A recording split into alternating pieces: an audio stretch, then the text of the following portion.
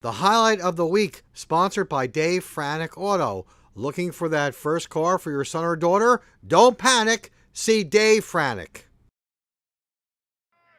Top first at Pope John High School, and Pope John's Ethan Collins is in a jam with runners on second and third, but he gets out of it here with the strikeout to end the inning and keep the game scoreless. Bottom of the first now, and after a leadoff walk, Axel Diodario gets a solid single to center to put runners on first and second with no one out for the Lions. Now with the bases loaded, Rob Sanders grounds into the 6-4-3 double play, but that allows Jay Sanford to score for the Lions from third to make it 1-0 Pope John. Pope John will get another run here as DePaul's Joe Cirillo throws a wild pitch, allowing Mike Young to score from third base to now make it 2-0 Pope John.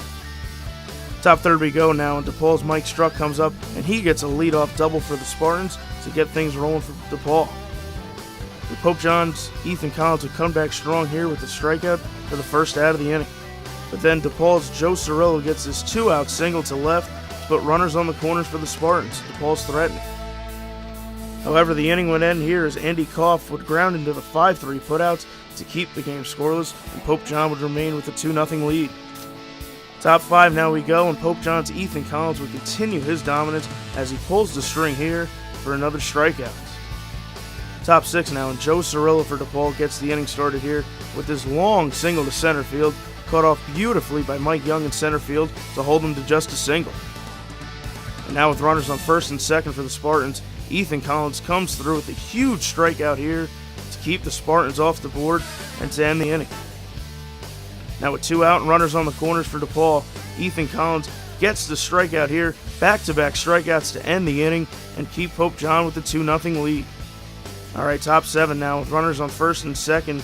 Pope John brings in their closer Jack Nelson, and he gets a huge ground out here for the second out of the inning, and he's only one away from sending his team to the second round of the state tournament.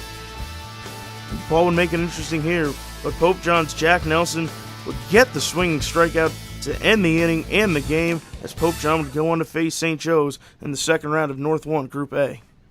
It's a state tournament, so yeah, any win's a good win. You know, we scored a couple early, which was pretty big, and then held them off. Good pitching in the last 7.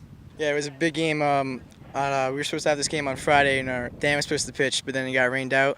So I was put on the spot. But Dan's going Tuesday against St. Joe's, and I think we got a good shot to win that game. We had a well-pitched ball game by Ethan Collins, and then Nelson closed the door there. We put the ball in play. We hit the ball hard. We weren't striking out a lot, so that's we putting the ball in play, which is a good thing. That pitcher's a good pitcher. He's not his primary position is not pitcher. Obviously, he's an outfielder, but he kept us off balance. He threw the curveball when he had to throw a curveball, and he's a senior. He's been with the DePaul's program for 4 years. It's still a good ball club. They play a tough schedule.